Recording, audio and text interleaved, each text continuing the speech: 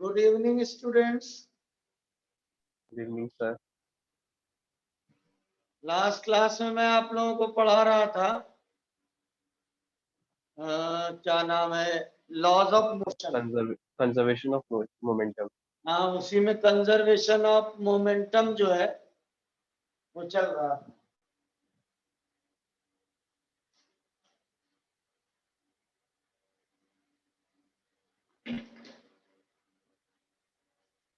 तो देखिए क्या बताया था मैंने, law of conservation of momentum.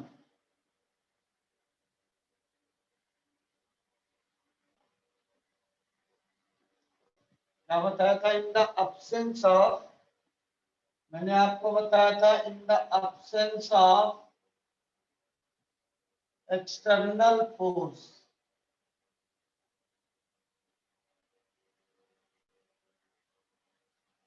initial momentum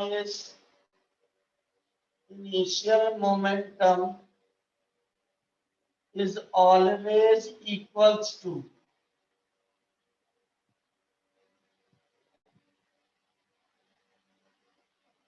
final momentum।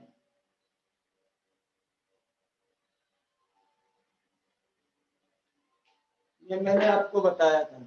एक सेकंड बच्चे,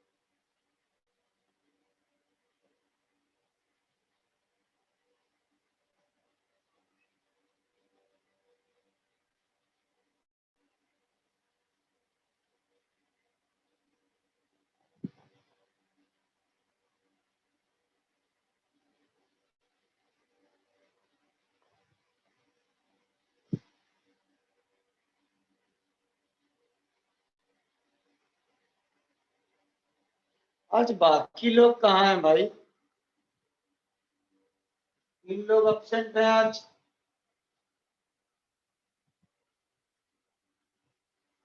ट्रिनिटी, श्रीलेखा और एक कौन है?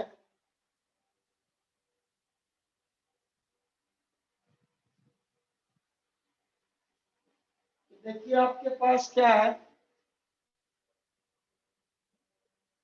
मैंने बताया था P I is equals to P F. इसका देखिए एप्लीकेशन क्या है, व्हाट इज द एप्लीकेशन,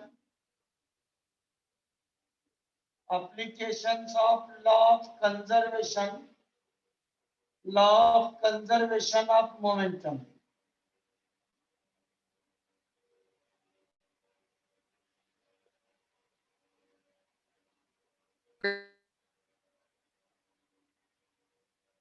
तो पहला एप्लीकेशन है आपके पास रिकॉइलिंग ऑफ गन। आपने लास्ट 9th क्लास में भी पढ़ा था, रिकॉइल ऑफ गन, याद है आपको?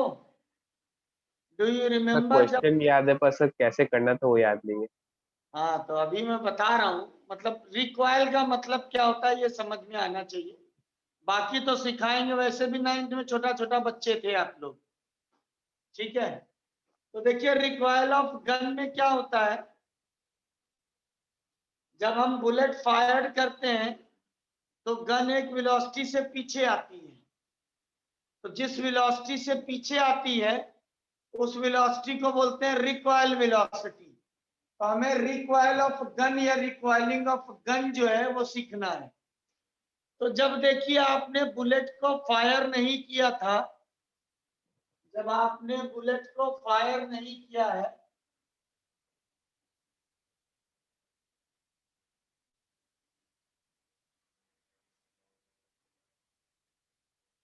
let the mass of gun is equals to m. The mass of bullet is small m. Sir M1 M2 से कर लेते हैं ना, वो थोड़ा इजी होगा। सर M1 M2 से कर लेते हैं। सर M1 M2 सर वो थोड़ा इजी होगा। M1 M2 से सर मास बंदूक को डिनोट भारी कर लेते होती है, बुलेट बुलेट हल्की होती है, तो उससे आसान होगा। नहीं सर, वो नहीं बोल रहा सर, डिनोट करने के लिए M1 M2 सर फॉर्मूला में इजी होगा थोड़ा। उससे कोई फर्क नहीं पड़ता है। तो देखिए क्या हो गया, बिफोर फायरिंग क्या होगा, बिफोर फायरिंग क्या होगा आपके पास, initial momentum m into zero plus m into zero होगा, मीन्स जीरो। इनिशियली गन भी नहीं चल रही है, बुलेट भी नहीं चल रही है, तो इनिशियल मोमेंटम होगा जीरो। आफ्टर फायरिंग क्या होगा,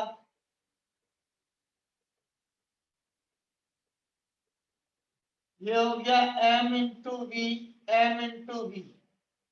समझ में आई ये लाइन?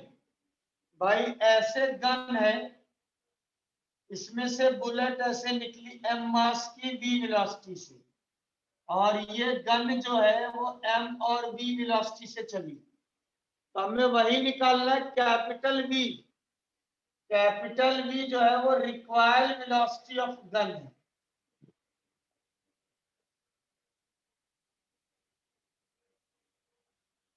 तो क्या हो गया आपके पास, according to law of conservation of momentum, conservation of momentum,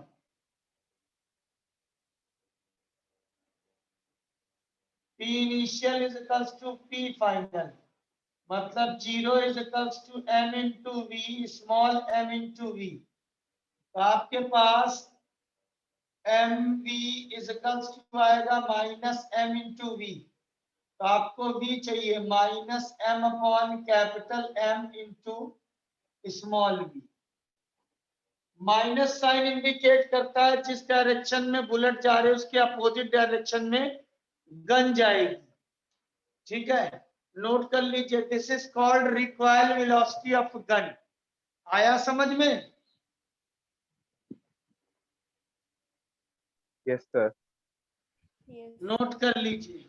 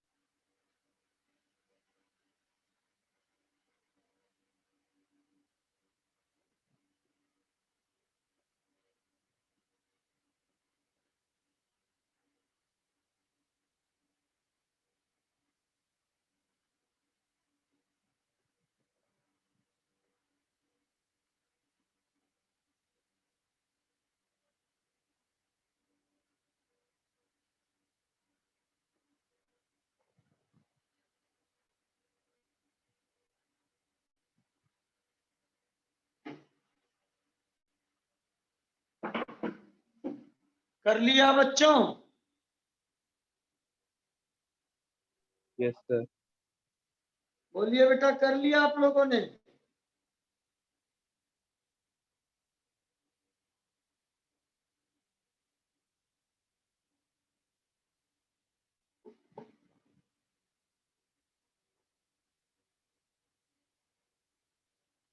मिटार दूं? Yes sir.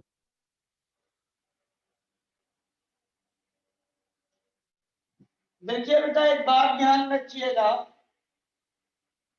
यहां पर बहुत ध्यान से सुनिएगा, क्योंकि आप लोग कंपटीशन भी जाना है। ये तो बोर्ड का टॉपिक है, रिक्वायर्ड वेलोसिटी ऑफ गन, लेकिन कंपटीशन में आपको ध्यान ये रखना है, यहां पर बुलेट और गन का मास नहीं बदलता है, लेकिन अगर वेरिएबल मास सिस्टम है,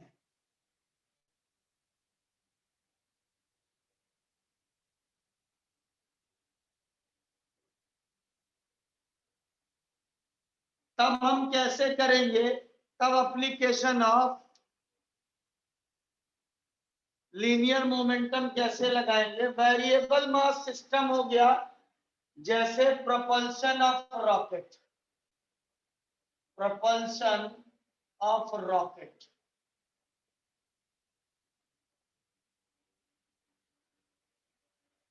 मतलब रॉकेट का मास रॉकेट जैसे जैसे अर्थ से ऊपर जाता है उसका मास कम होना शुरू हो जाता है, ठीक है।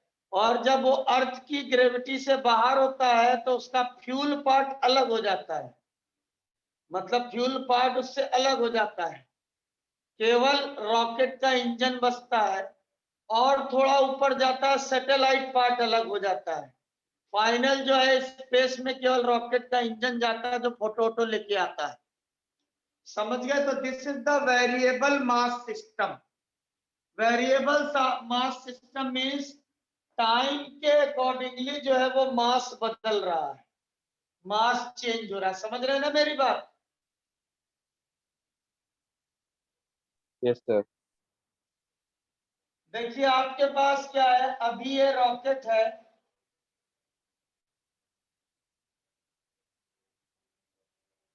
ये रॉकेट है, स्टैंड पे लगा है, काउंटिंग चल रही है, मतलब आपने घुमाया, स्टैंड पे लगा हुआ है, काउंटिंग चल रही है, ठीक है, 9 8 7 6 ऐसे चल रहा है। क्या होगा, जैसे स्टैंड को छोड़ेगा, मतलब t इज इक्वल्स टू 0 पर ये है। अभी क्या हो गया, जैसे ही ये स्टैंड को छोड़ेगा इसमें से गैस निकलेगी, ठीक है। तो अभी मास m था, इसकी वेलोसिटी v थी, जैसे लिफ्ट किया है, और भागने के लिए इसमें से dm मास की जो है मास ऑफ गैस है, वो निकली है vg वेलोसिटी से, तो इसका मास हो जाएगा m माइनस dm, और वेलोसिटी हो जाएगी v प्लस डी। इतनी बात समझ में आई? देखिए ये स्टैंड पे रॉकेट लगा हुआ है, जैसे स्टैंड से ऊपर हुआ मास m भी वेलोसिटी पकड़ी, अब इसे स्पीड से ऊपर भेजना है, तो इसमें से क्या होगा, गैस निकलना शुरू होगी, तो डीएम मास की गैस निकली वीजी वेलोसिटी से, तो रॉकेट का मास कितना कम हो जाएगा, m माइनस डीएम। जब मास कम होगा तो वेलोसिटी भी धीरे धीरे बढ़ेगी, समझ गया बच्चों? Yes sir. तो अभी क्या होगा, इनिशियल मोमेंटम हो गया आपके पास m into V, final momentum हो जाएगा m minus DM v plus DV, plus dm into minus vg. Is that clear?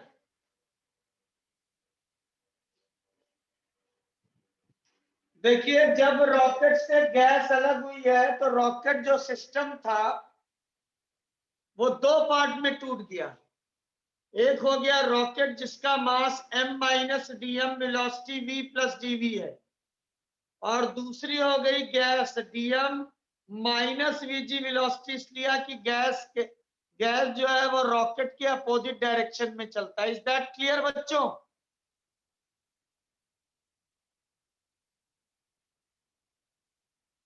Sir point थोड़ा मिस हो गया, एक बार फिर से बता दीजिए। मैं ये कह रहा हूं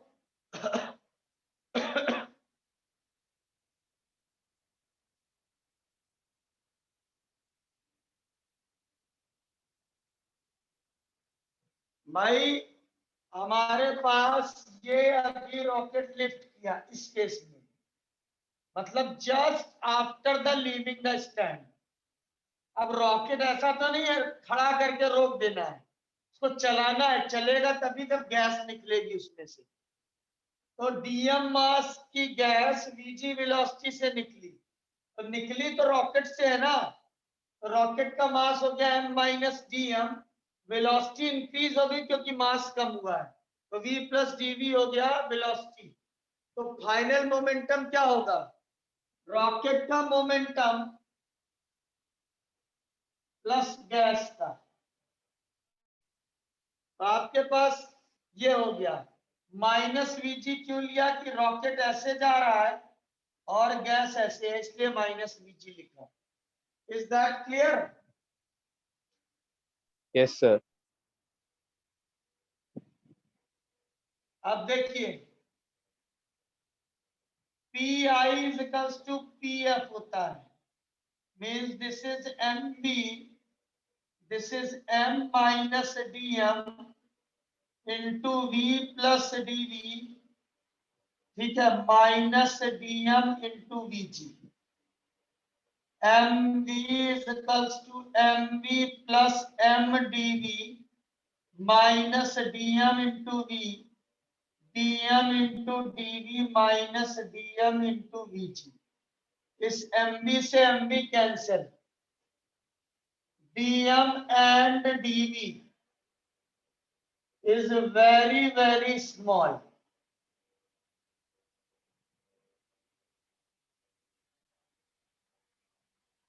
So dm into dv can be approximately 0 होगा। तो आपके पास क्या हो गया, m dv इधर, यहां से dm कॉमन लिया, ये खत्म हो गया 0, तो dm कॉमन लिया, v प्लस vg हो गया, इसको इधर ले आइए, तो आपके पास आएगा dm v plus vg is equals to M DV. इतना नोट करिए बच्चों, समझ के नोट करिए। रॉकेट प्रोपल्शन बहुत टफ टॉपिक है, जनरली एडवांस में क्वेश्चन आता है, बोर्ड के सिलेबस से अभी इसको 2018 में हटाया गया है।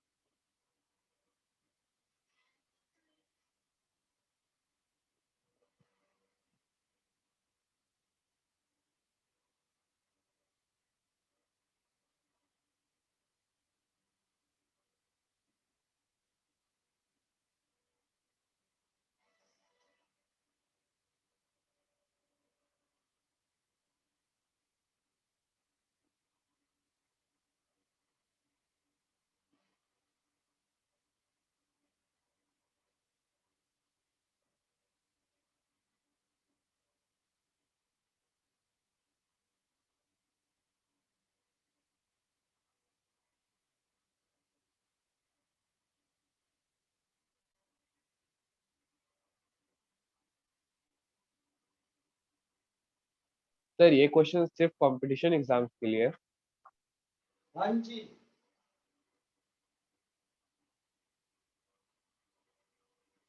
ये वेरिएबल मास सिस्टम का एग्जांपल है। इसमें जैसे जैसे ऊपर जाएगा मास जो है वेरी करेगा, बदलेगा, इसीलिए टीएम यूज किया गया है।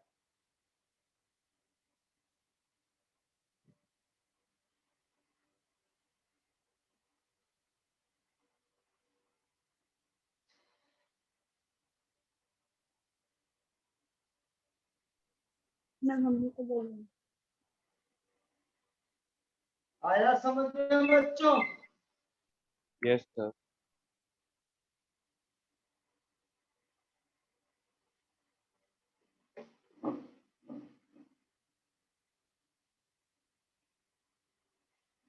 तो देखिए हम इसको मिटा रहे हैं ऊपर वाले को।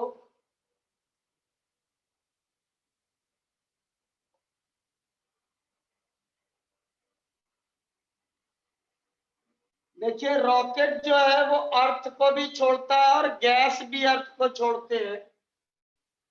तो आपको V प्लस VG को लिखना है minus U, means minus U is the relative velocity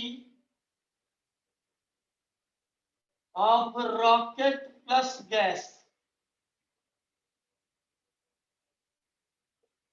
minus sign इसलिए लिया है क्योंकि दोनों जो है वो अर्थ को छोड़ रहे हैं। तो हम यहां लिख सकते हैं minus U dm is equals to m dv। We can write this. तो हमारे पास क्या हो गया, minus U 1/m dm is equals to dv। m इसके नीचे आ गया। अब इंटीग्रेट कर दीजिए, m नॉट से m 1/m dm, ये हो गया आपका v नॉट से v dv।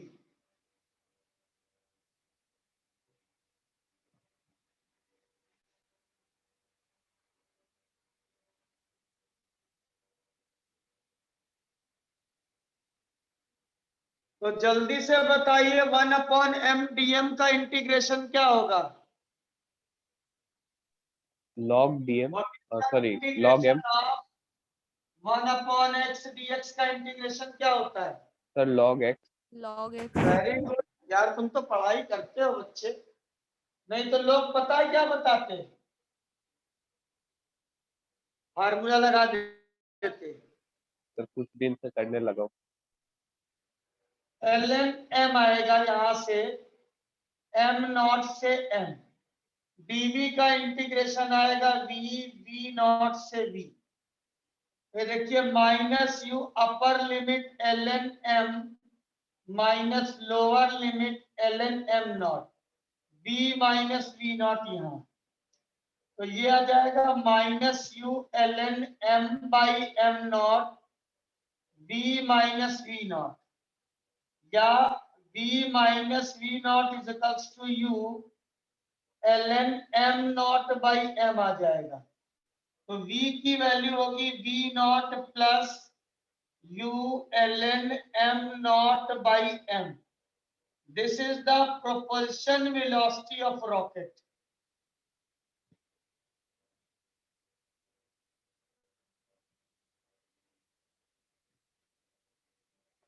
प्रोपल्शन का मतलब होता है किस वेलोसिटी से उसको अर्थ से भेजा गया है, that is called propulsion velocity. Note कर लीजिए, देख के समझ के नोट करिएगा। जो लोग आईआईटी वाले हैं उनको पूरा डेरिवेशन पता होना चाहिए, मेडिकल वालों को खाली फार्मूला।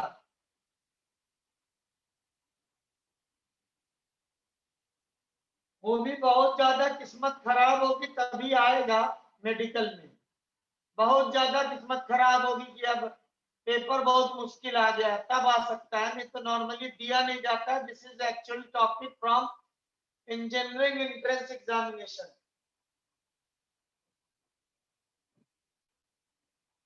देखिए इसीलिए बहुत जरूरी होता है टीचर का एक्सपीरियंस होना, कि आपको पता होना चाहिए इंजीनियरिंग में क्या आएगा, मेडिकल में क्या आएगा। अदरवाइज सब पढ़ लिया सब मिक्स हो जाएगा। इंजीनियरिंग और मेडिकल के पेपर में लेवल में बहुत डिफरेंस है।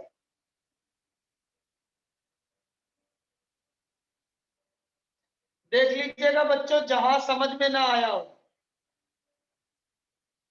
बताइएगा मेरे को। सर आपने एम नॉट किस चीज को लिया है? क्या सर आपने रेंज लिया ना M to M naught? M naught से एम नॉट जब स्टैंड पर बड़े आराम से उसका मास था, मतलब इनिशियल मतलब मास। इनिशियल। ओके सर हाँ, समझ गया। और सर वी ऊपर नॉट उड़ गया इनिशियल एम हो वेलोसिटी। गया।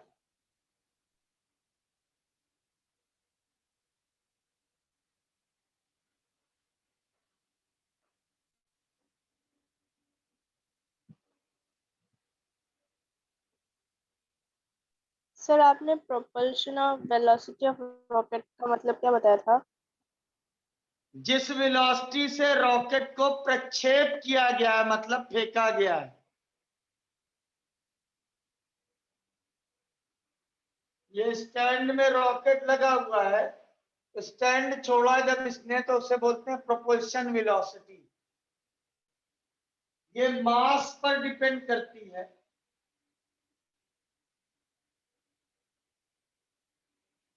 Okay sir.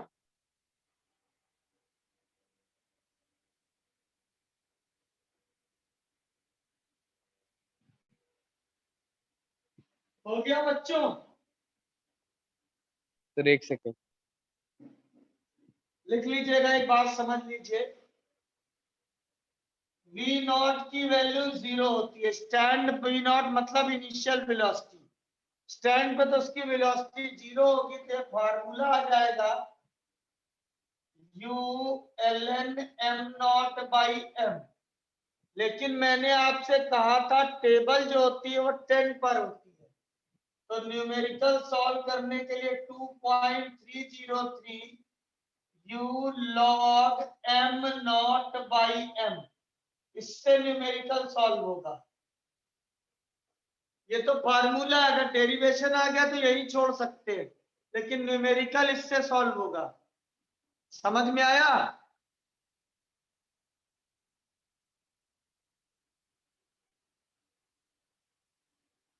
अरे बोलिए, आया बच्चों? तो कंफ्यूज हो गया। क्या कंफ्यूज हो गया? अरे सर इनिशियल आपने v equals velocity two. Stand पे लगी हुई 0 होती है, लेकिन अब आजकल क्या है, मिसाइल में रॉकेट को भेजा जाता है, चलते हुए विमान से भेजा जाता है।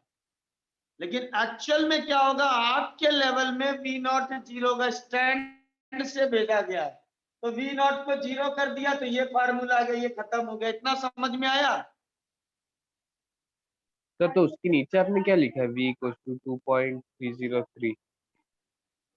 अरे लॉग बेस ई था, टेबल होती है 10 में, 10 में बदलने के लिए हम 2.303 से मल्टीप्लाई करते हैं, नहीं तो नहीं मैं भूल बदलेगा, गया था, भूल गया था। क्योंकि ई की वैल्यू 2.303 होती है। तो हमने उसको बेस में 10 में बदला है।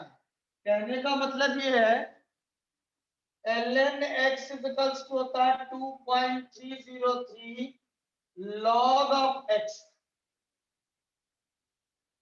अब आ गया समझ में? हाँ सर भूल गया था पहले। इसीलिए कह रहे हैं, इसीलिए बड़े आराम से बता रहे हैं। अभी भी जिसको ना समझ में आया हो बता देना। सर हाँ बेटा।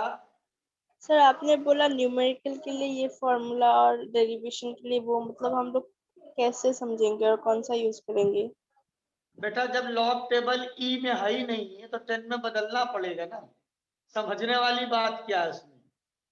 जब लॉग टेबल में लॉग की वैल्यू जो क्वेश्चन में होगा, लॉग की वैल्यू दी होगी, वैसे लिखा होगा। मान लो ये लॉग लॉग 5.8 आया है, इसकी वैल्यू लिखी हुई है मान लो 0 पॉइंट समथिंग 238, तो जब लॉग में लिखा है तो अगर ये फॉर्मूला लगाओगे गलत नहीं हो जाएगा? तो आपको लॉग में कन्वर्ट करना ही पड़ेगा। अल्टीमेटली हमेशा ध्यान रखिए, लॉग में ही बदलते हैं एलएन को, क्योंकि एलएन को आप सॉल्व ही नहीं कर पाएंगे। फार्मूला डराइव करने में आप छोड़ सकते हैं, लेकिन न्यूमेरिकल में एलएन की वैल्यू कहां से मिलेगी? मिल ही नहीं सकती है। समझ गए बेटा? Yes sir. नोट करिए जल्दी से।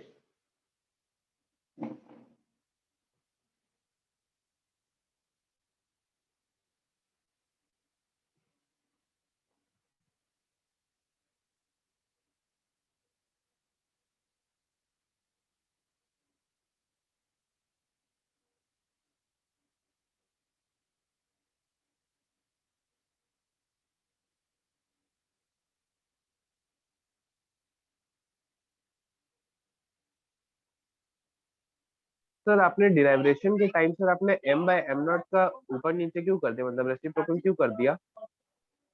क्या कह रहे हो? सर जो आपने डिराइवेशन किया है, हाँ बोलो बोलो, सुन रहा हूँ। सर आपने जो डिराइवेशन किया है सर उसमें आपने ln m by M naught लिखा है, सर आपने उसको अगले स्टेप में अपसाइड डाउन क्यों कर दिया है, m naught by m? ln x की पावर -1 क्या होता है? माइनस ln x होता है, यही तो किया है। यहाँ माइनस देखो हटा दिया है, तो ये ऊपर चला गया, ये नीचे आ गया। नहीं समझे?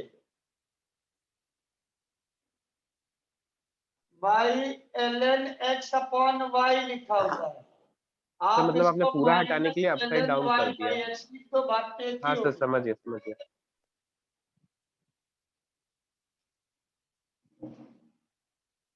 इसीलिए मैं बहुत धीरे बता रहा हूँ, इसमें मैथमेटिकली बहुत ज्यादा है। और अभी आप 10th पास करके आए हो, इतनी प्रैक्टिस नहीं हुई है, इसलिए मैं मैथमेटिकली आपको कर, इससे आपको डर ना लगे। छोड़ने से काम नहीं चलेगा, लोग छोड़ देते हैं। छोड़ने से काम चलेगा नहीं, ऊपर ऊपर के टॉपिक पढ़ाने से काम नहीं चलेगा। कर लिया नोट? Yes sir.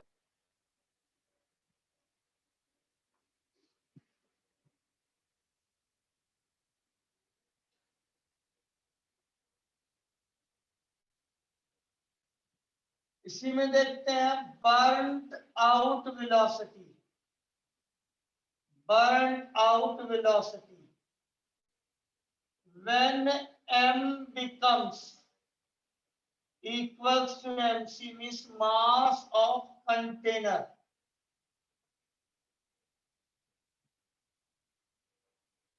मतलब फ्यूल टैंक बिल्कुल खाली हो जाए तो मास ऑफ कंटेनर, तो आपके पास वीबी की वैल्यू हो जाएगी, ठीक है, वो हो जाएगा आपके पास u ln m not upon mc। इसे बोलते हैं बर्न आउट वेलोसिटी। सारा का सारा फ्यूल बर्न हो जाए, मीन्स टंकी खाली हो जाए, तो उस समय जो है m जो है मास ऑफ कंटेनर के बराबर हो जाता है। अब इसके बाद रॉकेट की वेलोसिटी बदलेगी नहीं, तो उसे बोलते हैं बर्न आउट वेलोसिटी। ठीक है?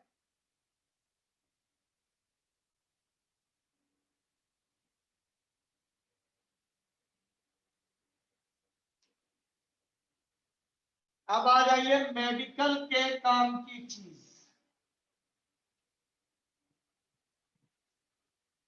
रॉकेट जब उड़ रहा है तो अपथ्रस्ट लगाता है, अपथ्रस्ट ऑन रॉकेट, तो minus u d m equals to m D v था।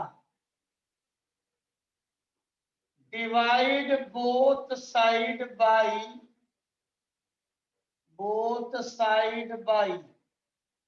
dt, तो m dv over dt equals to minus u dm over dt। तो ये हो गया मास इंटू एक्सीलरेशन, जिसको बोलेंगे अपथ्रस्ट या केवल थ्रस्ट बोलेंगे, थ्रस्ट। वो हो जाएगा minus you TM over dt। dm upon dt क्या है? Rate of burning of fuel.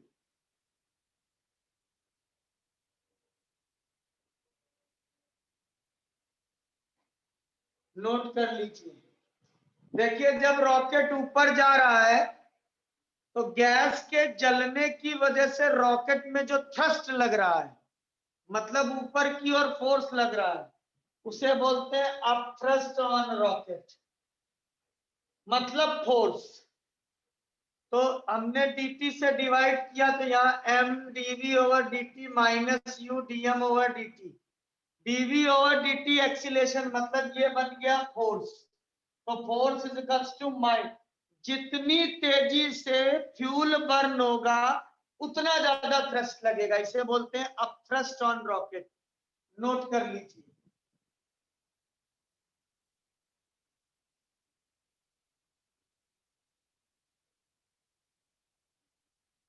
तीन चीजें रॉकेट में सीखनी है। प्रोपल्शन वेलोसिटी ये रही, बर्न आउट वेलोसिटी ये रही। पूछते नहीं है, बहुत पहले आया है बर्न आउट वेलोसिटी, फिर मैंने बता दिया, मतलब 90s में आया, 20s में तो छोड़ ही दीजिए, आया होगा बर्न आउट वेलोसिटी। लेकिन अब थ्रस्ट का क्वेश्चन जो आपका आसाम का एग्जाम नहीं होता CEE, उसमें बहुत पूछते हैं।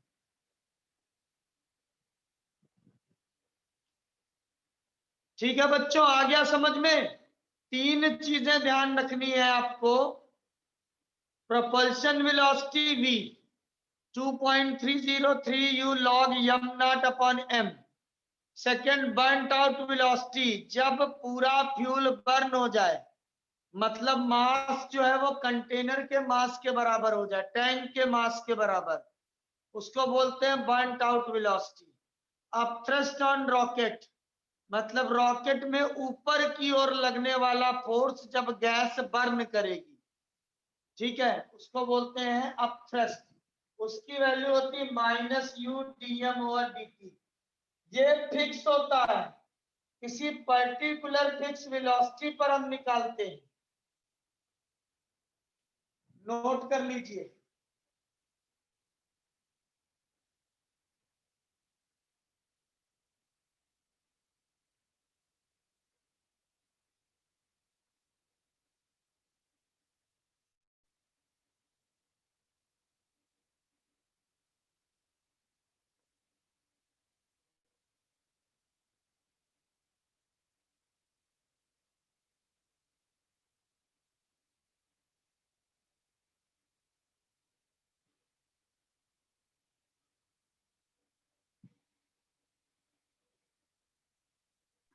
सर हाँ बेटा बोलिए।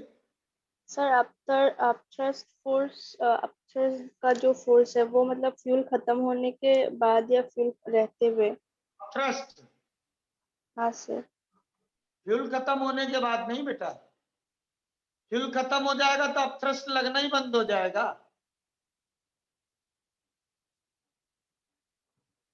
ये बर्न आउट वेलोसिटी है जब फ्यूल खत्म हो गया।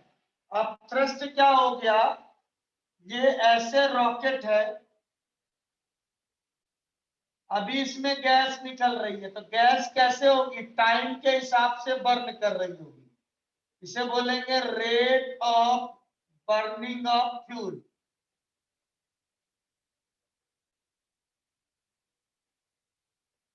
ठीक, तो जब गैस निकलेगी तो इस पर ऊपर की ओर फोर्स लगेगा, उसको बोलते हैं अपथ्रस्ट। समझ गए बेटा? Yes sir. अपथ्रस्ट वर्ड पहली बार आपने सुना होगा क्लास 9th में, एक चैप्टर था प्रेशर करके, ग्रेविटेशन चैप्टर था, उसी में लास्ट पार्ट में था, प्रेशर वगैरह दे रखा था जिसमें। तो अपथ्रस्ट क्या होता है, अप मीन्स ऊपर, जब किसी चीज को हम पानी में डालते हैं तो उस पर एक ऊपर की ओर फोर्स लगता है, उसको बोलते हैं अपथ्रस्ट। तो एयर भी Yes, sir, एक buoyant force तरीके का method. फ्लूइड है, पानी नहीं है एक्चुअली में। क्लास 11th में आप उसको पढ़ोगे फ्लूइड, जिसमें लिक्विड और गैस दोनों आती हैं। तो एटमॉस्फेयर में जो फ्लूइड है वो बर्न करेगा तो उसकी वजह से एक फोर्स लगता है ऊपर की ओर, जिसे हम आप थ्रस्ट बोलते हैं। आप थ्रस्ट हमेशा ऊपर की ओर लगता है।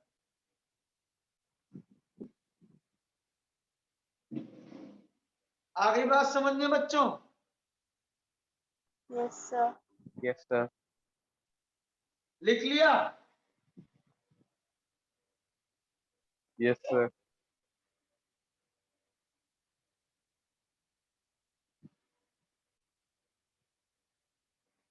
Law of conservation of momentum अलग से कॉम्पिटेटिव टॉपिक लेके पढ़ाऊंगा जब मैं आपको सेंटर ऑफ मास बता लूंगा। आप एससी वर्मा में देखेंगे तो ये चैप्टर अलग से है बिल्कुल, क्योंकि आपको एससी वर्मा से पहले कंपटीशन से पहले स्कूल का बोर्ड का एग्जाम देना है।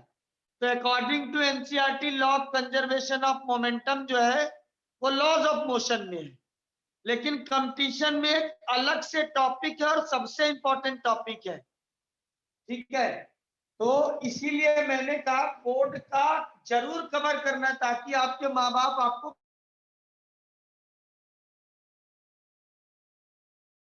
अच्छे नहीं आएंगे, स्कूल वाले बुला के बोलेंगे पेरेंट्स से, पेरेंट्स को अच्छा नहीं लगेगा, फिर आके पेरेंट्स आपको बोलेंगे। तो इसलिए सबको खुश रखना है आपको। देखिए इस संसार में दो ही लोग बहुत गरीब हैं, एक टीचर, दूसरा स्टूडेंट। टीचर चाहे जितना अच्छा पढ़ाए, ठीक है, रिजल्ट अगर खराब हो गया तो टीचर ने नहीं पढ़ाया, अच्छा हो गया तो बच्चे ने पढ़ा, ठीक है, तो टीचर को कहीं क्रेडिट नहीं जाता है। इसीलिए मैंने कहा ना आपको बोर्ड प्लस कंपटीशन में अच्छे नंबर लाने। ये जो कंजर्वेशन है आप देखेंगे एनसीईआरटी के हिसाब से लॉज ऑफ मोशन में, एससी वर्मा में देखेंगे तो ये अलग चैप्टर, अगर आप देख सकते हैं तो एससी वर्मा में अलग चैप्टर है। उस चैप्टर का नाम है कोलिजन करके है। बहुत बढ़िया चैप्टर है, बहुत अच्छा चैप्टर है कंपटीशन के लिहाज से। ये है chapter number 9, centre of mass, linear momentum and collision. मतलब ये अलग ही चैप्टर है।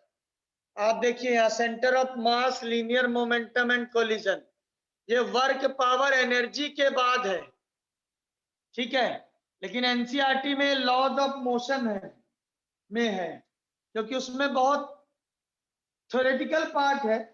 न्यूमेरिकल करने के लिए आप देखिए ये अलग से chapter Newton's laws of motion है। एनसीईआरटी में न्यूटन्स लॉज ऑफ मोशन में ही है ये सब, law of conservation of momentum, impulse, ये सब एनसीईआरटी में लॉज ऑफ मोशन में है।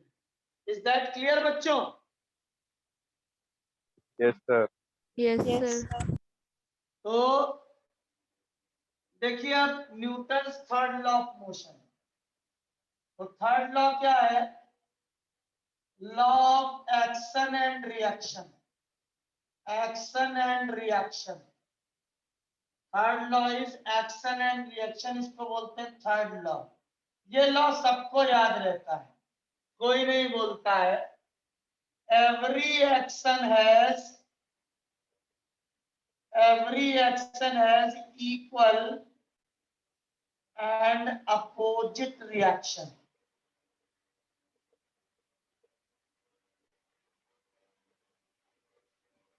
मतलब हर एक, जैसे आप जमीन में जितनी तेजी से पैर मारते हो उतना आगे जाते हो। बोट को सेल करना है तो जितनी तेजी से आप रो करोगे उतनी तेजी से आगे जाएगी। आ रही बात समझ में? तो that is called every action has equal and opposite reaction. ठीक है बच्चों? Yes, तो sir. देखिए ये एक मास है m1, दूसरा मास m2 है। इसको कहते हैं ए मास है, इसको बी मास है। तो हम अगर एफ ए बी बोलेंगे तो force on B due to A, और अगर हमने लिखा एफ बी ए, तो force on A due to B. तो न्यूटन ने क्या बोला, F A B equals to होता है minus of F B A. This is the mathematical form of Newton's law, Newton's third law. ठीक है, देखिए आया कैसे। इनिशियली दोनों रेस्ट पर हैं, तो P1 plus P2 equals to 0 होगा। भाई इसका मोमेंटम दोनों रेस्ट पर है तो 0 होगा। डिफरेंशिएट कर दो, differentiate with respect to t, तो ये हो गया dp1 upon dt plus dp2 upon dt equals to 0। Rate of change of momentum होता है फोर्स, तो ये हो गया एफ ए बी प्लस ये हो गया एफ बी ए। सेकेंड का मोमेंटम, ये फर्स्ट का मोमेंटम इज इक्वल्स टू 0। इसको उधर ले जाओ तो एफ ए बी उधर ले गए तो माइनस एफ बी ए हो जाएगा। This is the proving of third law of motion. Note कर लीजिए।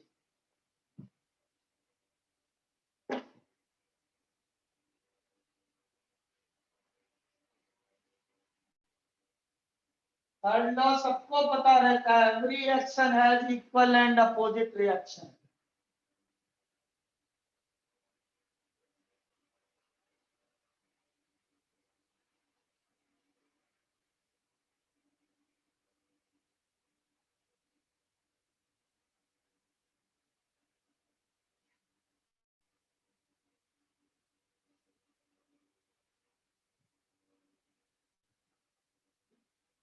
लिखिए लिखिए जल्दी से, ये थ्योरेटिकल पार्ट आपका खत्म हो गया। अब आगे मेरे को बोलना है, आपको केवल दर्शक बनना है, ऑडियंस।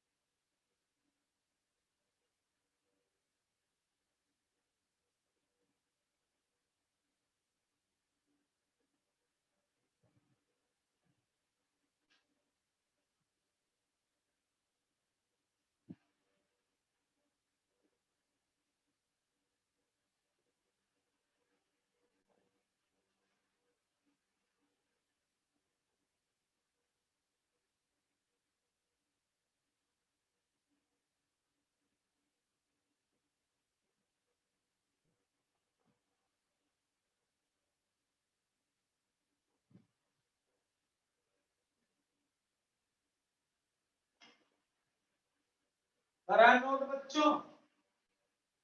सर एक सेकेंड।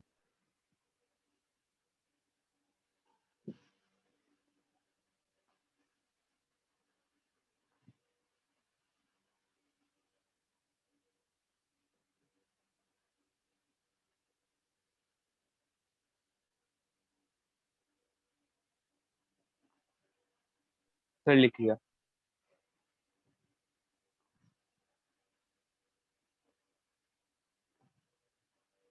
जब तुम लिखने गए हो तो हम फ्रिज से पानी निकालने चले गए, पानी पी लें, गर्मी बहुत ज्यादा है एक्चुअली।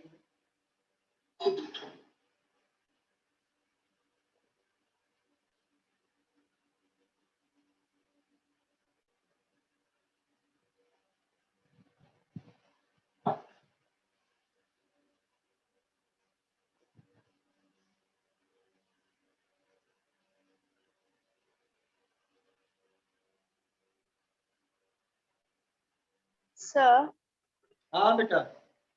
सर अगर दोनों रेस्ट पे है तो फोर्स कैसे लग रही है, मतलब? बेटा फोर्स तो लगेगा ही लगेगा। न्यूटन्स लॉ ऑफ ग्रेविटेशन क्या बोलता है? सर कि कोई भी दो बॉडी जिनका मास है वो एक दूसरे को अट्रैक्ट करेंगी। मैस अगर मास है तो ये बॉडी अट्रैक्ट करेगी ही करेगी एक दूसरे को। अब वो दोनों मास चल के एक दूसरे के पास इसलिए नहीं जाते हैं कि दोनों का फोर्स एक दूसरे के बराबर होता है। ठीक है, आप ये मत सोचिए बेटा बॉडी में अगर फोर्स लग रहा है तो बॉडी रेस्ट पर ही रहेगी, ये कोई जरूरी नहीं है। जैसे हमने जब स्टार्ट किया था इस चैप्टर को तो इंटरनल फोर्स बताए थे।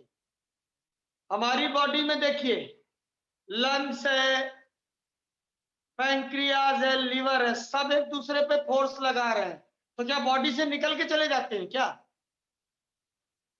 No sir. उन सबका फोर्स जो है वो एक दूसरे को कैंसिल आउट कर रहा है, तो ऐसे फोर्सेस को हम इंटरनल फोर्सेस बोलते हैं। एक और एग्जांपल देते हैं, कभी आप पुल पे खड़े रहिएगा, पुल पे, ब्रिज पे, तो ब्रिज पे मान लीजिए भारी सा ट्रक गुजर रहा है, आप चाहे जितनी जोर से पुल को पकड़ लीजिए, आप अपने आप को हिलने से रोक नहीं पाएंगे। ठीक है, लेकिन आप निकल के कहीं नहीं जाते हैं, क्यों? आप सिस्टम के अंदर है, इंटरनल फोर्स है। मतलब ट्रक उस समय, ट्रक, आप और ब्रिज तीनों सिस्टम का पार्ट हो गए। तो इसीलिए देखिए सिस्टम के अंदर, जैसे अभी रॉकेट प्रोपल्शन में आपने नहीं पूछा सर माइनस साइन लिया, मैंने बताया भी था, बहुत ज्यादा आपने उसको डीप में सोचा नहीं। देखिए मैं आपको एक बात बताता हूं, आईएएस का मैंने इंटरव्यू दिया था जब, तो मुझसे क्वेश्चन पूछा गया, ठीक है, कि जैसे एरोप्लेन है, एरोप्लेन दिल्ली से चलकर न्यूयॉर्क को जाना है, वो चलते वक्त अपनी डायरेक्शन फिक्स कर लेता है कि हम इस डायरेक्शन पे चलेंगे। ठीक है, देखा होगा वॉइस आती रहती, थोड़ी थोड़ी वॉइस सुनाई पड़ती रहती है, या वो जो सुंदर कपड़ों वाली लड़की जो होती है वो सुनाया करती है कि हम लोग यहाँ पहुंच रहे हैं, यहाँ पहुंच रहे हैं। तो होता क्या है, अगर दिल्ली से चला है, अर्थ घूम रही है, अर्थ घूम रही है, दिल्ली से चलकर अर्थ जो है, वो जो एरोप्लेन हो कभी न्यूयॉर्क पहुंचेगा ही नहीं, क्योंकि अर्थ घूम रही है। तो इसलिए क्या होता है, क्यों पहुंच जाता है? क्योंकि अर्थ से बाहर चलता है एरोप्लेन, उस समय हमारे लिए अर्थ फ्रेम ऑफ रेफरेंस नहीं है, हम अर्थ के रिस्पेक्ट में नहीं वेलोसिटी निकाल रहे हैं। ठीक है, आगे और समझ में आएगा। इसलिए कोई जरूरी नहीं है कि बॉडी रेस्ट पर है तो फोर्स ना लगे। ठीक है, लेकिन ये जरूरी है कि sum of the all forces zero हो गए। देखिए इसीलिए मैंने क्या लिखा था, ये लिखा F A B plus F B A equal to 0। तो अभी आपने जो मेरे से क्वेश्चन कहा, ये ए है ये बी है, इसने एफ बी ए फोर्स लगाया, इसने एफ ए बी लगाया, बिल्कुल सही, दोनों के बीच में फोर्स लग रहा है, लेकिन दोनों फोर्सेस का सम क्या है? जीरो है। फोर्स लग रहा है लेकिन दोनों का सम जीरो है, क्यों? इक्वल एंड अपोजिट लगे हैं। भाई जीरो होने के लिए ऐसा थोड़ी है कि दोनों जीरो हो। समझ में आया ना बच्चे? Yes sir.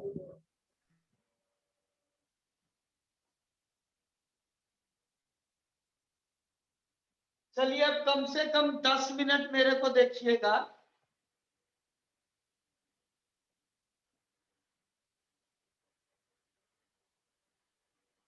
Method to solve the problems in mechanics. देखिए वो जो आपने motion in 1D 2D vector पढ़ा था वो काइनेमेटिक्स का पार्ट है। काइनेमेटिक्स का मतलब होता है motion without knowing the cause. Car चल रही है, धक्का दे रहे हैं, जेसीबी उठा ले गई या इंजन चलाया, नहीं पता, बस कार चल रही है। लेकिन यहाँ पता होगा कार रस्सी से खींची गई है, ठीक है, या किसी और वजह से, पता होगा इस केस में पक्का। तो मैकेनिक्स हम उसी ब्रांच को बोलते हैं फिजिक्स की जिसमें मोशन हो रहा है विद नोइंग द कॉज। तो देखिए सबसे पहले स्टेप में क्या करते हैं, step number 1 identify the forces करते हैं, आइडेंटिफाई द फोर्सेस। अब देखिए फोर्स आइडेंटिफाई कौन कौन से करने होंगे, मतलब आइडेंटिफाई भी करेंगे तो आप किसको आइडेंटिफाई करना है वो पता होना चाहिए। तो सबसे पहला फोर्स जो मिलेगा वो वेट ऑफ ऑब्जेक्ट मिलेगा। वेट ऑफ ऑब्जेक्ट जो होता है mg से लिखते हैं, जिसकी डायरेक्शन होती है वर्टिकली डाउनवर्ड्स।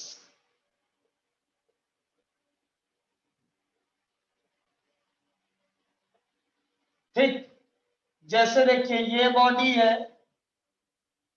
m मास की, ये बॉडी है थीटा एंगल की, इस पे रखा हुआ है।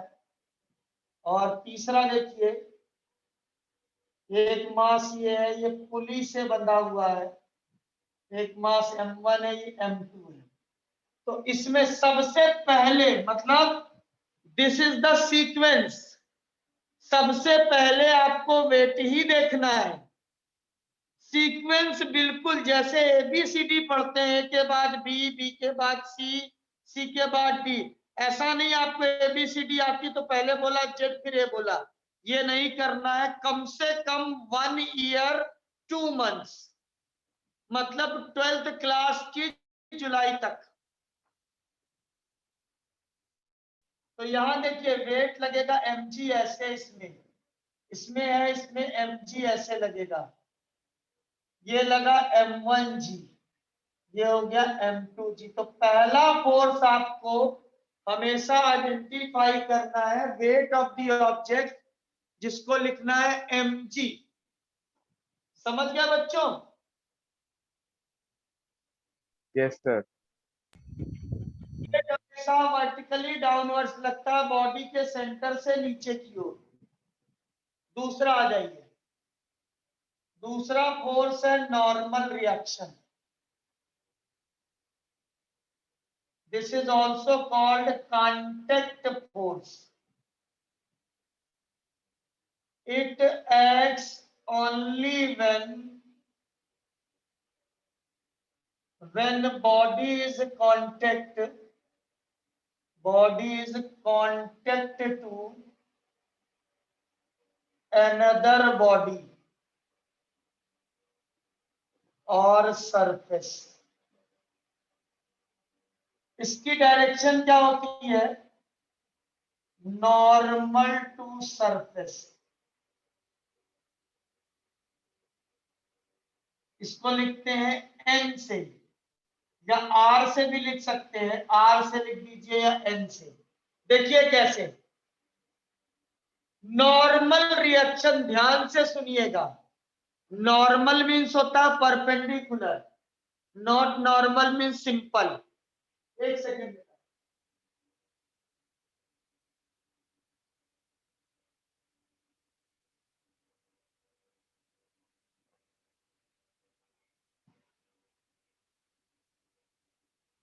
देखिए मैंने कहा नॉर्मल रिएक्शन, नॉर्मल मीन्स हो गया परपेंडिकुलर,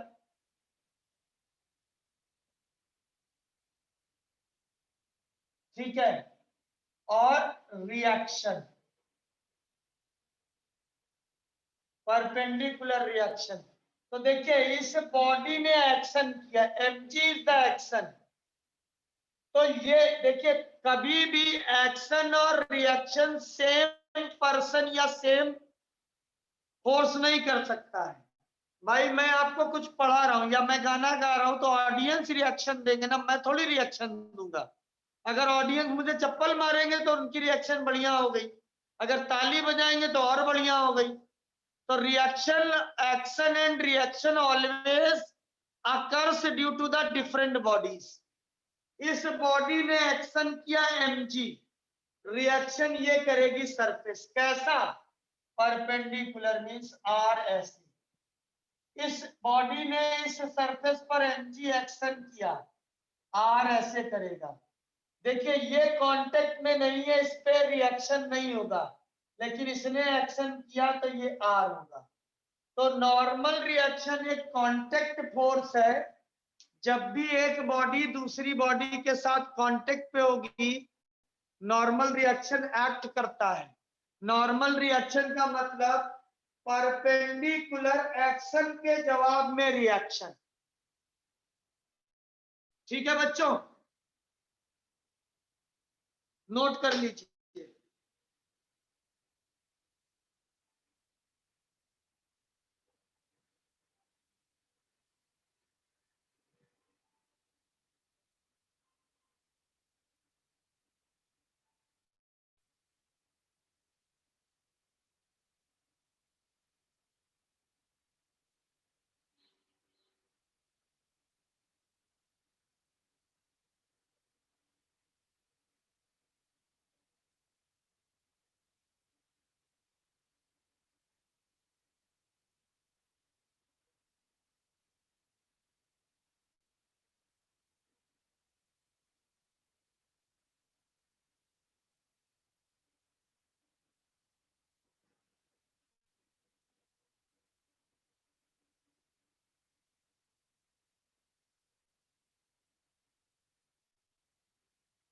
समझ गए?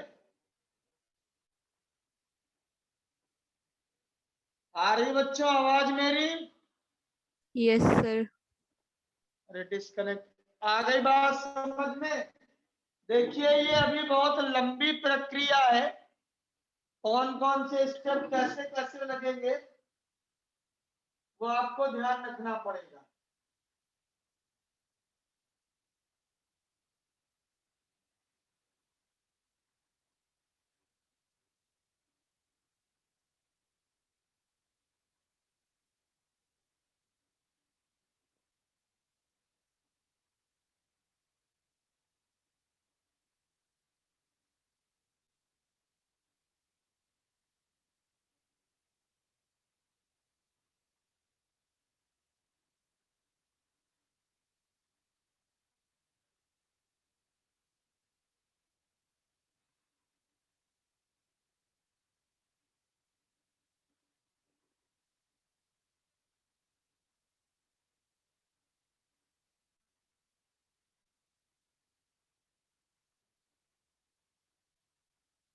लिख लिया बच्चों?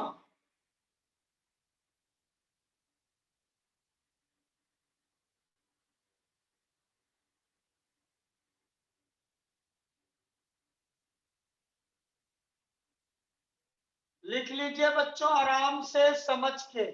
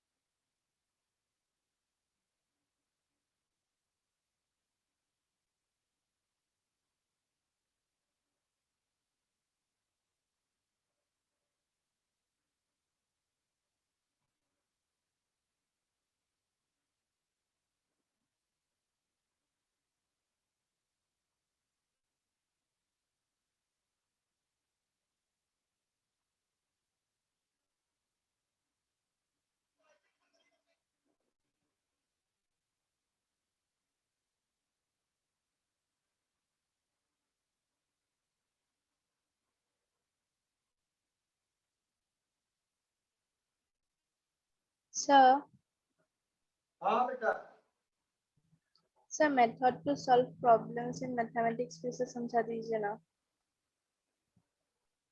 क्या कह रहे हो बेटा, दोबारा बोलना बच्चे। सर अभी आपने जो लिखा वो फिर से समझा दीजिए ना। आपने नोट कर लिया जो मैंने लिखा? Yes sir. हाँ तो मुझे दोबारा नहीं तिबारा समझाना पड़ेगा, आप टेंशन क्यों ले रहे हैं? लिखने का काम खत्म करिए।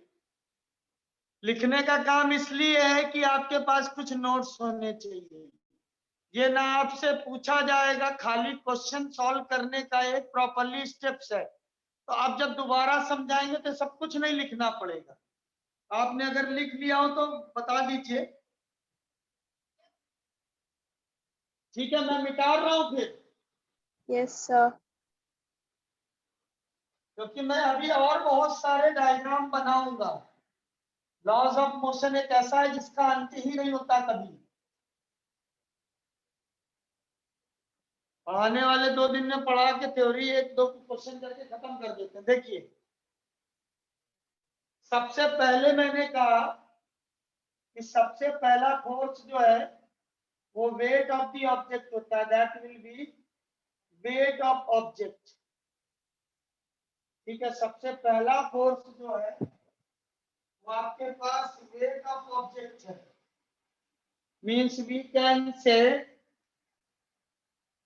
मैंने कहा ये रहा mg, m मास की बॉडी। दूसरा देखिए, ये इंक्लाइंड प्लेन है, इस पर कोई मास है थीटा एंगल पर। तीसरा मैंने बोला आपसे, ये m2 मास है, ये m1 है, इसको हम लोग पुली बोलते हैं। पुली जानते हैं ना? Yes sir. Yes sir. कुएं से पानी जिससे निकाला जाता है, ये पुली है। ठीक है, चौथा मैं और बनाता हूं,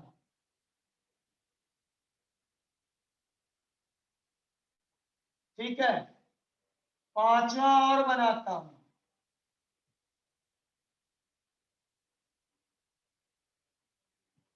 m1 m2 m3।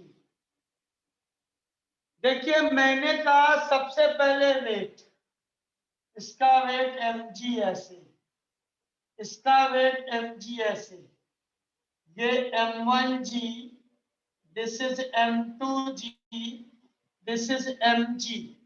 अगर इसका मास m है, m1g, m2g, m3g। ये तो पहले वाले की बात हो गई वेट की। दूसरा है नॉर्मल रिएक्शन। नॉर्मल रिएक्शन जिसको हमने आर बोला, this is the contact force, this is the contact force. अगर बॉडी कांटेक्ट में नहीं है तो याद रखिएगा नॉर्मल रिएक्शन होगा 0। नॉर्मल मीन्स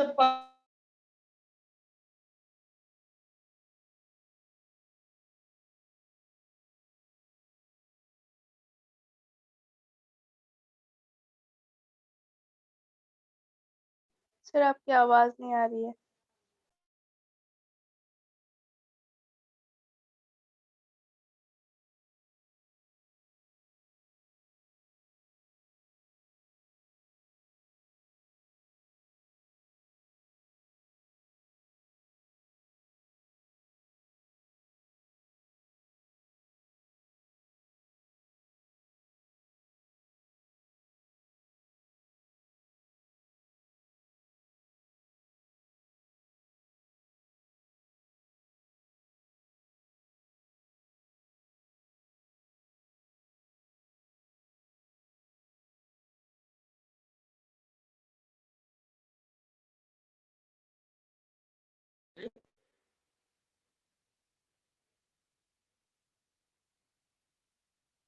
तीनों डायग्राम समझ में आया बेटा?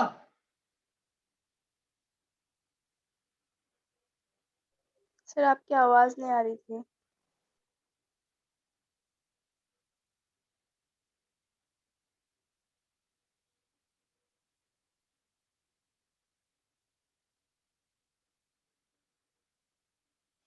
देखिए, मैंने कहा आपको सबसे पहले बता दिया था वेट। वेट सबको समझ में आ गया होगा। जो mg लग रहा था सारी बॉडी में लगने वाला mg समझ में आ गया होगा। आया ना बच्चों? यस ये सर। mg किसी में डाउट हो रहा है? वेट पहला फोर्स। अरे मैं पूछ रहा हूं कुछ।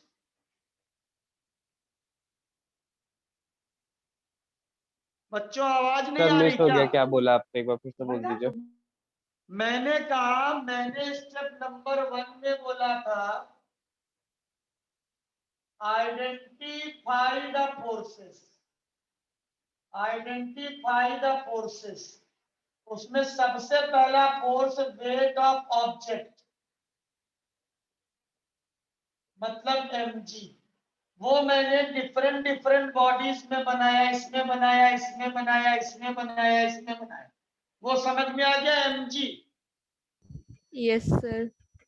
अब आ जाइए दूसरा फोर्स था नॉर्मल रिएक्शन। सेकंड जो है वो नॉर्मल रिएक्शन एन और आर से लिखते, देखिए आर से। ये तभी लगेगा जब बॉडी किसी के साथ कांटेक्ट पे होगी।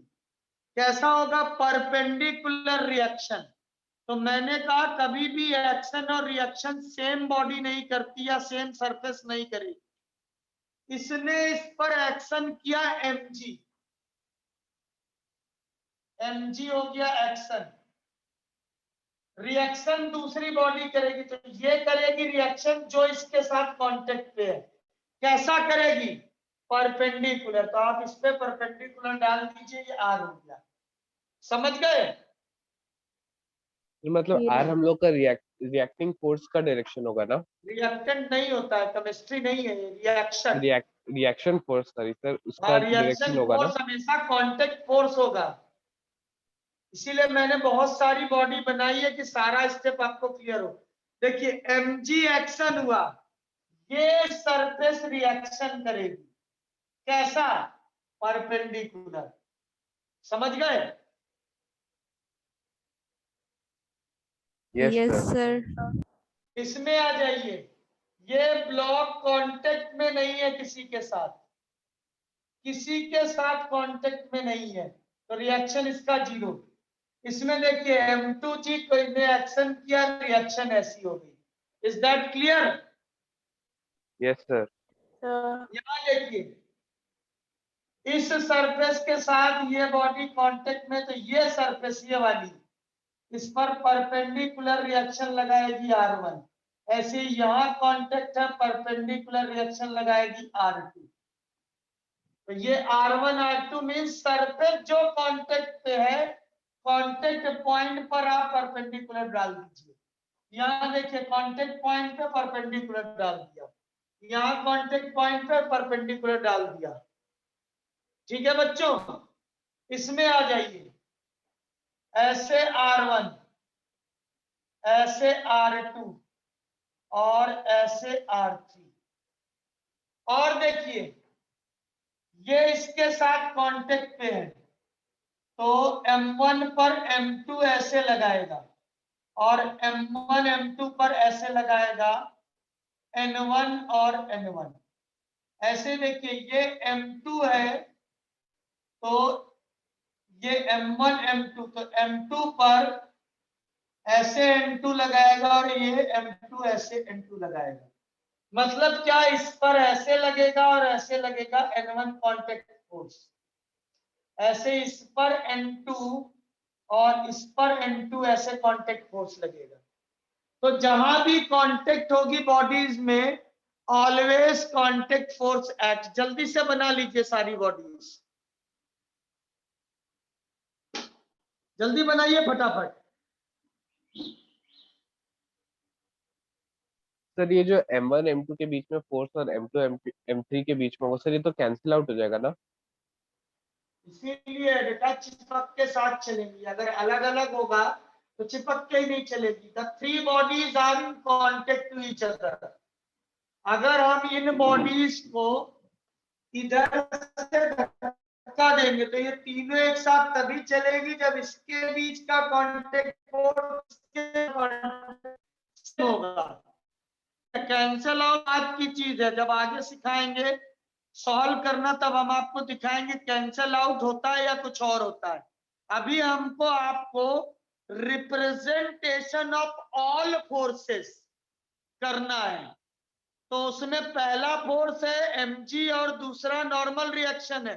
ये हर जगह प्रेजेंट होगा अगर कांटेक्ट में है तो। नोट करिए बच्चों फटाफट। सर कर लिया।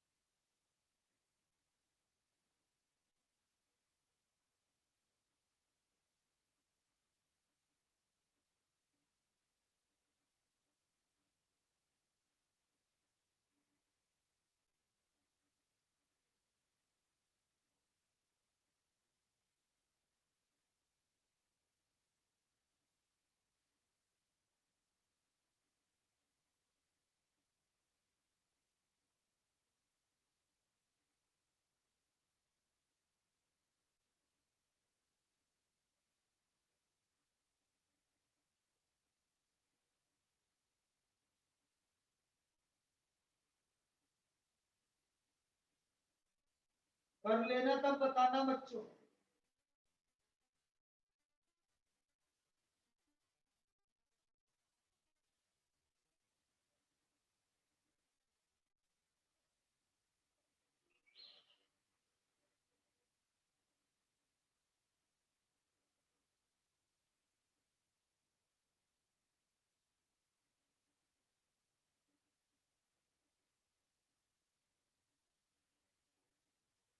सर हाँ बेटा बोलो। सर आपने जो मतलब एक साथ वाला डायग्राम बनाया लास्ट में, सर उसमें वो एन मतलब एन ही होगा उसका फोर्स, कोई और लिख सकती है या फिर मतलब एन ही लिखना पड़ेगा? देखो बेटा आर नहीं लिख सकते हम, क्योंकि आर ऑलरेडी लिख चुके हैं जमीन का बॉडी पे फोर्स। अभी आप एक N1 N2 लिखिए, फिर मैं भी अलग से 2 बॉडी 3 बॉडी दोनों का डायग्राम कांटेक्ट में रखा। ये बहुत इंपॉर्टेंट है। आप मेडिकल में अगर हैं तो मेडिकल में ऐसा क्वेश्चन बहुत पूछा जाता है। तो मैं भी अलग से समझा देता हूँ, आप टेंशन नहीं लीजिए, मैं बहुत धीरे धीरे इसको बताऊंगा। क्योंकि अगर ये सीख लिया तो फिजिक्स का जितना 11 12 का फोर्स से रिलेटेड प्रॉब्लम है वो सब खत्म हो जाएगा। इसीलिए मैंने थ्योरी बता दी। अब आपको धीरे धीरे 2 4 5 6 डायग्राम सॉल्व करके सिखाएंगे।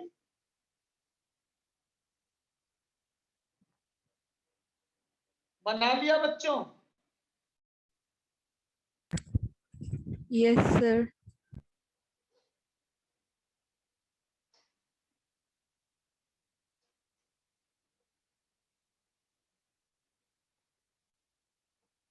देखिए क्या है बच्चे, ये एक बॉडी है, देखिए M1, दूसरी बॉडी ये है M2। ये तो सबको समझ में आ गया होगा, M1G R1, ये M2G और ये R2। अब देखिए मान लीजिए हम इसको धक्का देते हैं F4 से, तो क्या होगा, ये वाला इसको धक्का देगा तो M2 इस पर लगाएगा N फोर्स ऐसे, मतलब M2 जो है वो N फोर्स ऐसे लगाएगा। अब जब ये इसको धक्का मारेगा तो न्यूटन थर्ड लॉ क्या बोलता है, M1 भी इसको ऐसे धक्का मारेगा। आ रही बात समझ में? तो हम इसको N लिख दिया, तो these are the contact force. कहने का मतलब ये है कि M2 जो है इस पर N ऐसे फोर्स लगाएगा और M1 इस पर N ऐसे फोर्स लगाएगा। समझ गया बच्चों? तो ये हो गया केस 1। केस 2 में क्या हुआ, ध्यान से देखिएगा।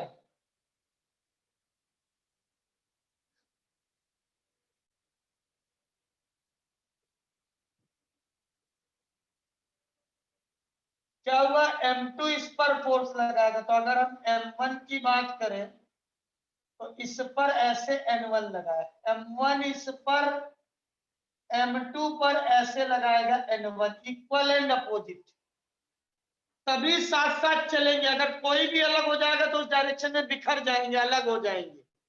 अब देखिए M2 पर N1 N2 ऐसे लगेगा और M3 पर ये ऐसे लगेगा N2। आगे बात समझ में?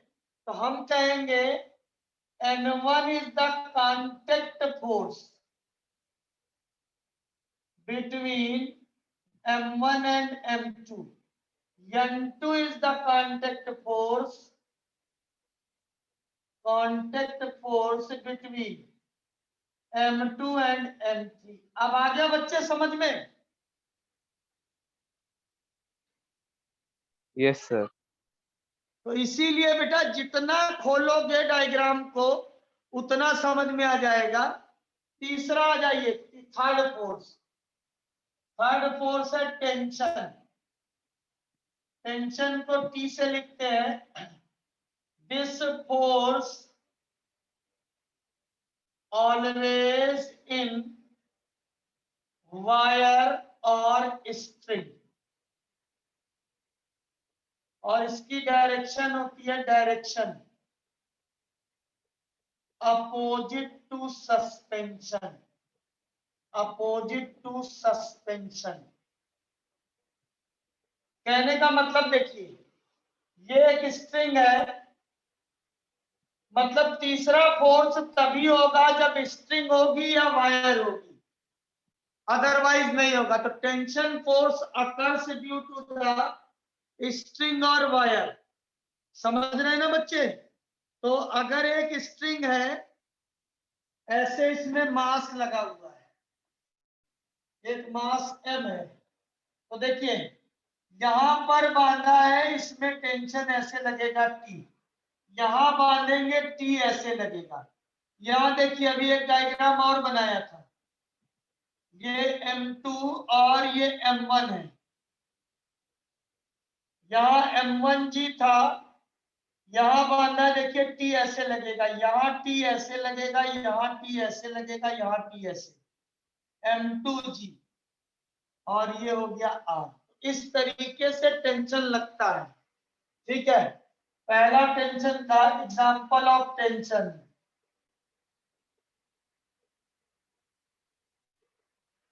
ये T ऐसे लगाई, नोट कर लीजिए फटाफट।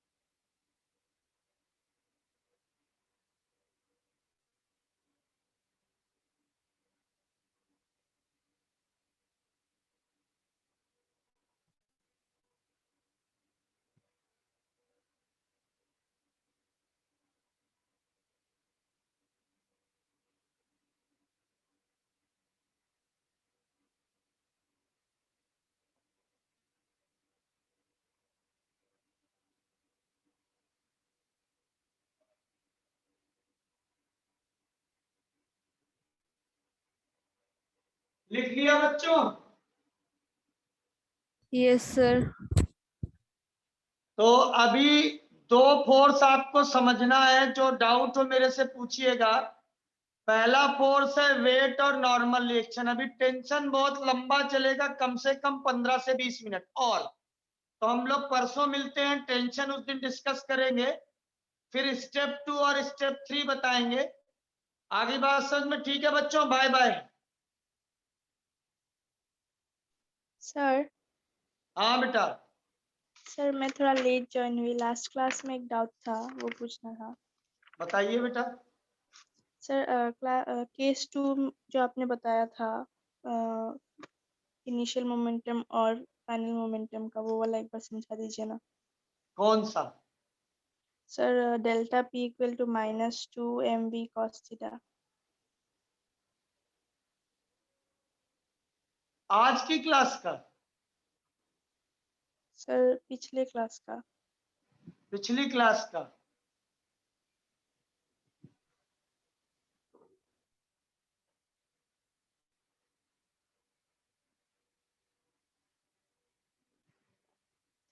मैंने क्या कहा था, एक बॉडी m1 है, ये u1 वेलोसिटी से चल रही है, दूसरी बॉडी m2 है, ये u2 वेलोसिटी से चल रही है।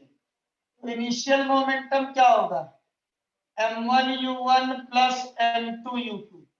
अब दोनों टकराती हैं, ये v1 हो गया, ये v2 हो गया। ये वाला तो नहीं। टकराने के बाद इनका मोमेंटम क्या होगा, जिसे हम फाइनल मोमेंटम बोलेंगे, m1 v1 plus m2 v2। तो according to law of conservation of momentum,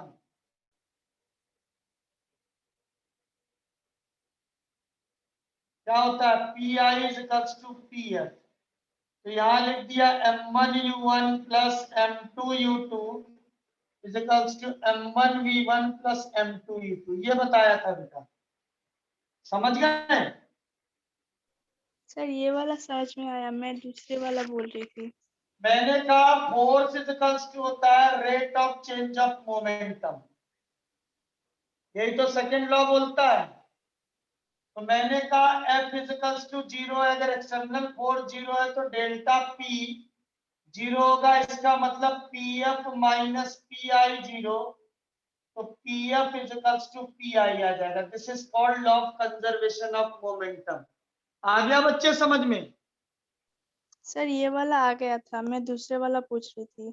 वो बताइए ना क्या है दूसरा वाला, टॉपिक का नाम क्या है? सर उसका आंसर आया था delta P equal to -2 mv cos theta. अच्छा, ये बोलिए।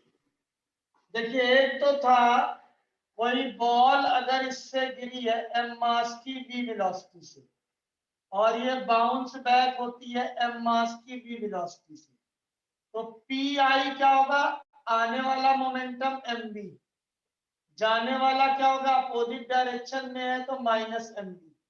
तो डेल्टा पी इक्वल्स टू होता है P F minus P I. तो ये माइनस mv, ये माइनस mv, तो माइनस ट्वाइस mv आ गया। दूसरा केस मैंने कहा ऑब्लिक इंसिडेंट हो रहा है, कोई बॉल इसके साथ थीटा एंगल बना के आ रही है और ये थीटा एंगल से लौट गई m। तो देखिए इसका मोमेंटम होगा mv। मोमेंटम एक वेक्टर क्वांटिटी है, तो ये आ जाएगा mv साइन थीटा, और इधर होगा mv कॉस थीटा। ऐसे इधर होगा mv कॉस थीटा और इधर होगा mv साइन थीटा। तो ये और ये इक्वल एंड अपोजिट है, कैंसिल हो जाएंगे, खाली क्या बचेगा, ऊपर वाला minus mv cos theta minus mv cos theta. तो चेंज इन मोमेंटम हो जाएगा minus twice mv cos theta. अब आ गया समझ में? Yes sir. ठीक है, तो ये आपके पास था, और पढ़ लीजिएगा पिछली क्लासेस का, जो भी ना समझ में आया हो वो पूछ लीजिएगा। ठीक है बच्चों? Okay sir. बाय बच्चों, जो भी पूछना हो, डाउट हो, पूछ लीजिएगा। लेकिन आज की क्लास का जो फोर्स मैकेनिक्स प्रॉब्लम सॉल्व करने का बताया है उसको ध्यान से समझिएगा, उसमें एक भी परसेंट मिसिंग नहीं करिएगा, अपने आप नहीं समझ में आएगा वो। ठीक है बच्चों, bye bye. Thank you sir. Welcome बेटा।